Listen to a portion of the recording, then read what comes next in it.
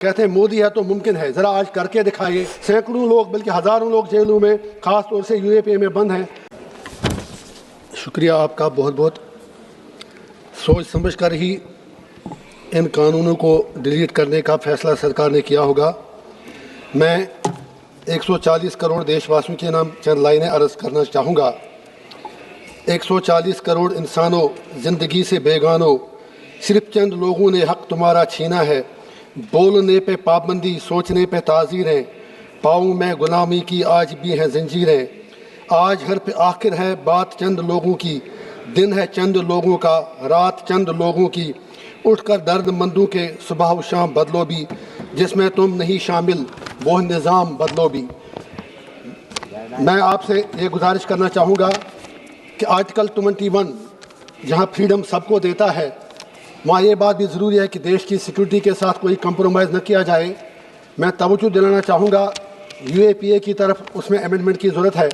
और ख़ास तौर से जो यहाँ पर रोज़ ईडी सीबीआई के खिलाफ धरने देते हैं, यूएपीए आप लोगों ने लाया लेकिन आज आप खामोश हैं।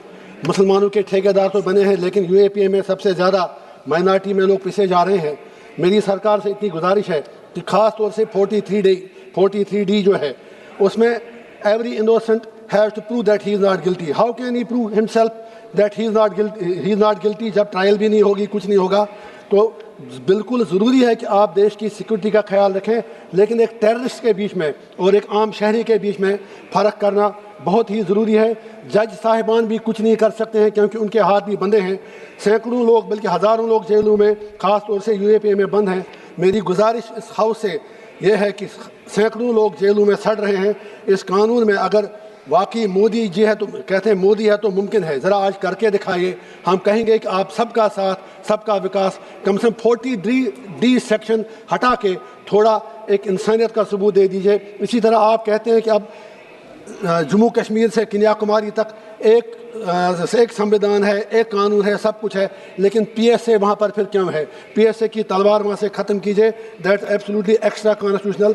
मैं आपसे आखिर पर फिर यही गुजारिश करूँगा कि मेहरबानी करके जहाँ ईडी सीबीआई के मुल्क बात होती है, यूएपीए पर हर हाल में एनडीए सरकार को, नीतीश कुमार जी हूँ, चंद्रबाबू नायडू जी हूँ, मेरी उनसे हाथ जोड़कर गुजारिश है कि आप भी बीजेपी के दोस्तों से कह दें कि हमारा एक तरफ हम यूनाइटेड नेशन में परमानेंट सीट की बात करते हैं, अच्छी बात है, लेकिन बस जस्ट 30 सेकंड्स, लेकिन उसके लिए ज़रूरी है कि जो हमारे कवानीन हूँ, ख़ास तौर से जो इंसानी हुकूक़ के मुतल्लिक़ जुड़े हूँ, वहाँ पर वो बैनुल-अक़वामी मेयार पर पूरे उतरें। उम्मीद रखूँगा कि यूएपीए में सरकार बहुत जल्द बदलाव लाएगी ताकि कम से कम वो सैकड़ों घराने जो बेगुनाह जेलों में बंद हैं, कम से कम वो भी अपने घरों का दीदार कर सकें। उनकी सीताएँ भी अपने रामों का इंतज़ार कर रहे हैं। राम जी तो वनवास के बाद घर आ गए, लेकिन उनकी सीताओं का क्या, जो 10-10, 15-15 साल से सिर्फ यूएपी की नंगी तलवार की वजह से जेलों में सड़ रहे हैं। आपका बहुत बहुत शुक्रिया।